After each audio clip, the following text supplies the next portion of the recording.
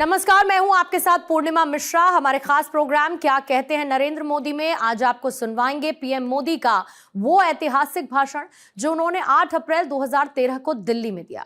फिकी ladies organisation के annual programme में मोदी जी ने कहा कि आर्थिक विकास में महिलाओं का बड़ा योगदान है और हमें डिसीजन मेकिंग में महिलाओं को शामिल करना होगा। हमने एक छोटा सा निर्णय किया। हमने कहा कि जो भी महिला के नाम से प्रॉपर्टी लेंगे उनको स्टैंप रजिस्ट्रेशन फी हम माफ कर देंगे।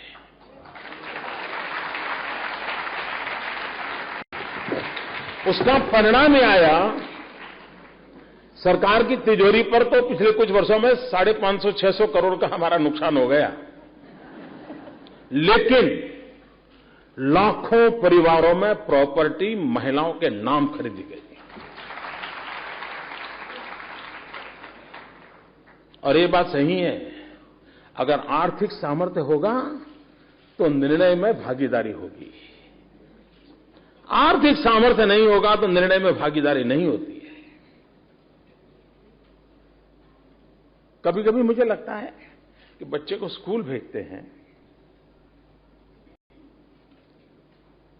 और पति का नाम, पिता का नाम लिखा जाता है। क्या कभी सोचा बच्चे का जन्म होता है तो 9 महीने तक परेशानी मां झेलती है, पैदा होने के बाद रात दिन सोना छोड़ करके उसकी देखभाल करती है, बच्चा भूखा है तो मां खा नहीं सकती है, लेकिन वही बच्चे को स्कूल भेजें तो मां नॉन एंटिटी है। मतलब हमने छोटा सा निर्णय किया कि स्कूल में बच्चों को दाखिल करेंगे, मां का नाम पहले लिखा जाएगा, बाकी सब बाद में प्रोसेस जो करना चाहिए।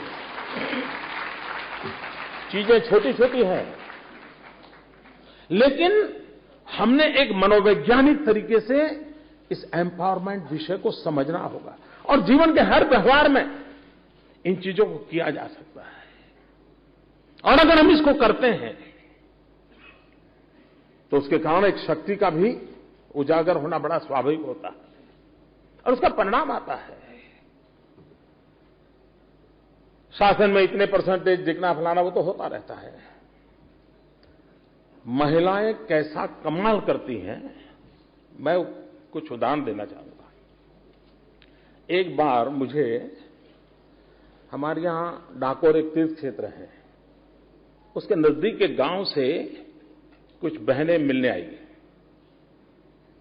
तो मैं उनसे मिला। 17-18 बहनें थी और ये मैं कोई 8-9 साल पहले की बात कर रहा हूं। वो बहनें मुझे मिलने आई तो उस गांव ने एक बढ़िया निर्णय किया था।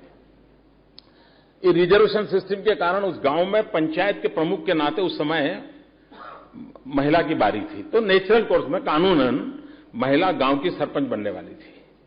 लेकिन गांव ने निर्णय किया कि भाई अगर एक बहन सरपंच बनने वाली है और 1/3 बहनें जीत करके आने वाली है, क्यों ना इस बार 5 साल के लिए सारा कारोबार महिलाओं को दिया जाए। और हैरानी की बात है, किसी पुरुष ने चुनाव में अपना नामांकन नहीं भरा। वो पुरुषों को बधाई दो।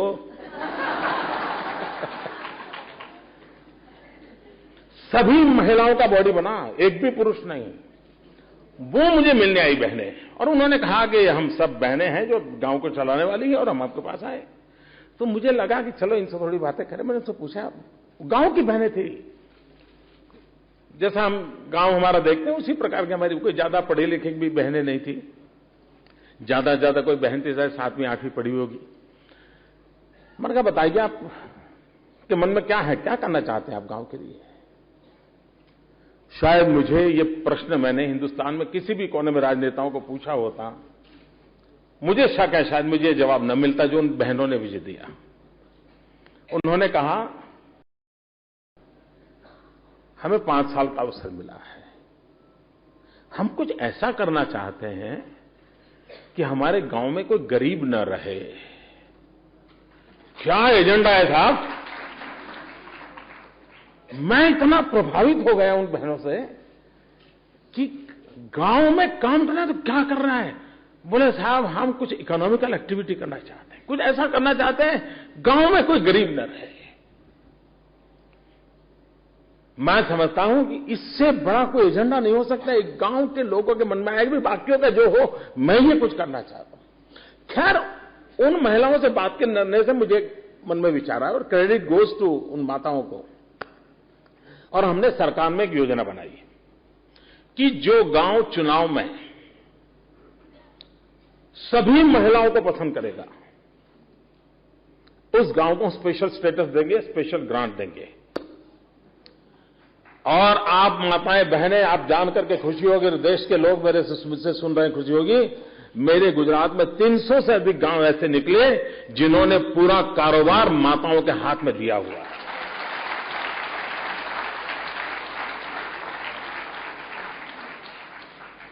हमने उसको स्पेशल ग्रांट दी, अधिकारियों को लगाया, कुछ महिला अधिकारियों को लगाया, उनकी स्पेशल ट्रेनिंग की। अनुभव यह आया है सिर्फ व्यापार धंधा नहीं, सिर्फ कारखाना चलाना ऐसा नहीं, स्कूल चलाना ऐसा नहीं, ये माताएं बहनें शासन भी उत्तम तरीके से चला रही है।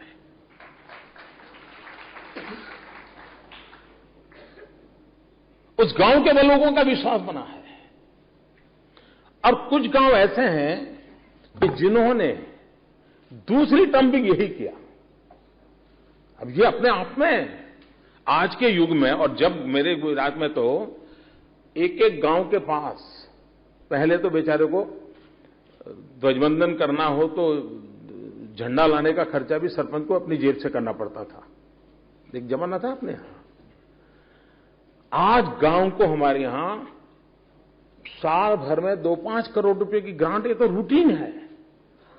उसके बावजूद भी वहां के नेतृत्व के लोग इसके लिए तैयार हो, ये अपने आप में बहुत बड़ी बात है। भाइयों बहनों, कभी कभी ये चलता है कि भाई एंटरप्रेन्योरशिप के लिए कोई ट्रेनिंग हो, कोई फाइनेंशियल अरेंजमेंट हो, लेकिन कहीं कि जिन हमें ध्यान में आएगा कि हर एक के अंदर एंटरप्रेन्योरशिप की क्वालिटी इनबिल्ट होती है। उसको उसके अंदर पड़ी हुई शक्तियों के अनुकूल अगर व्यवस्थाएं मिले, अवसर मिले, प्रोटेक्शन मिले, तो वो परिणाम देने का सामर्थ्य रखते हैं। और इसलिए एक सरकार के नाते, एक समाज के नाते, एक व्यवस्था के तहत हम लोगों को ये शक्तियां कैसे खिले, उस पर हम कैसे बल दें, उसको हम कैसी प्राथमिकता दें, और अगर देते हैं तो उसका परिणाम आता है। भारत के विकास दर की चर्चा होती है, ग्रोथ की, और कभी कभी ये निराशा आती है, नहीं नहीं भाई इससे आगे नहीं बढ़ सकते, नहीं इसका, ऐसी चर्चा होती है।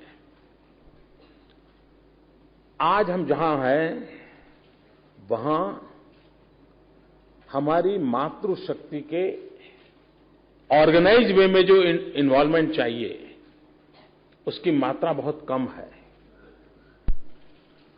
पॉलिसी के तहत समाज की एक 50% शक्ति को जोड़ना है। ये अगर निर्णय करके हम करेंगे तो भारत जो आज ग्रोथ के कारण जहां अटका हुआ है उसको आगे खींच के ले जाने का काम अकेली हमारी ये 50% माताएं बहनों की शक्ति कर सकती है। ये हमारी विकास यात्रा में उनको हिस्सेदार बनाना पड़ेगा, उनको जोड़ना होगा, और जोड़ते हैं तो परिणाम आता है। और पश्चिम के लोगों की सोच है कि भारत में महिलाएं यानी घरेलू होती हैं और कोई कामधाम नहीं होता है। मैं पश्चिम की सोच से सहमत नहीं हूं।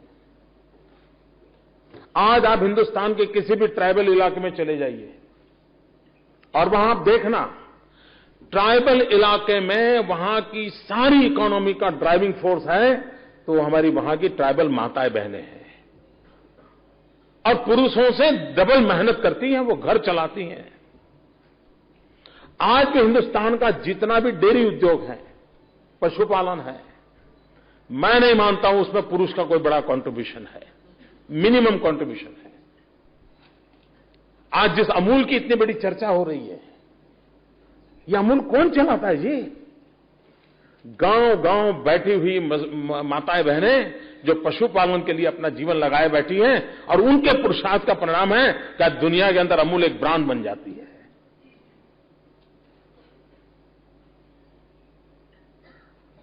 यानी इसका मतलब यह नहीं है कि भारत में महिलाएं आर्थिक विकास यात्रा में कहीं है नहीं, ऐसा नहीं है।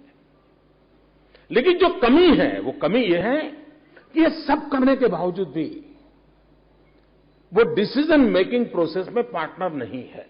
घर में भी देखा होगा, बाप और बेटा बिजनेस की चर्चा करते हो, कोई नए डीलिंग की चर्चा करते हो, और इतने में मां चाय लेकर के आई हो और 2 मिनट खड़ी होकर के बात सुनने की कोशिश करे, तो बाप क्या बोलता है? अरे अरे तुम काम करो, जाओ किचन में जाओ, हम जरा बात करते हैं। यानी जोड़ते ही नहीं है। जरा बताओ तो जरा, सही बोल रहा हूं ना? हाँ, तो ये बदलाव लाना है। हमने उनको निर्णय प्रक्रिया में जोड़ना होगा, और डिसीजन मेकिंग प्रोसेस में जितनी उनकी भागीदारी बनेगी उतनी ही शक्ति बढ़ने वाली है।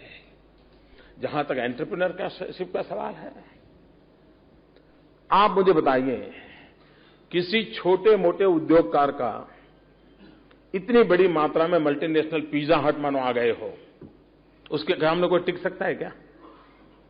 टिक सकता है क्या? नहीं टिक सकता ना। मैं आपको उदाहरण देता हूं। अहमदाबाद में हमारे यहां एक जसूबेन के पिज्जा बहुत पॉपुलर है। जसूबेन के पिज्जा,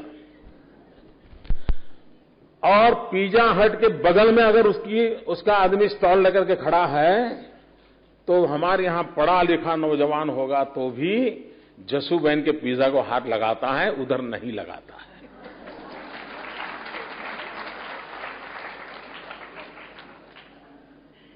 अब आज क्या होगा? मीडिया के लोग अहमदाबाद जाएंगे,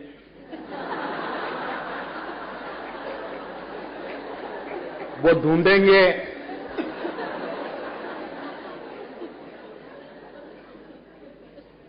ये जसूबेन भी वो कलावती जैसा तो नहीं है।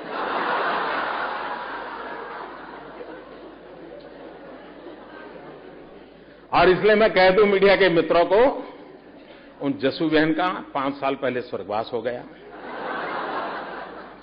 आखिरी सांस उन्होंने पुणे में ली, लेकिन उस अकेली औरत ने, उस महिला ने अपने परिश्रम से, और जसूबेन को गए 5 साल हो गए, उसके बावजूद भी आज भी जसूबेन के पिज्जा बहुत बड़ा मार्केट कैप्चर करके चल रहे हैं।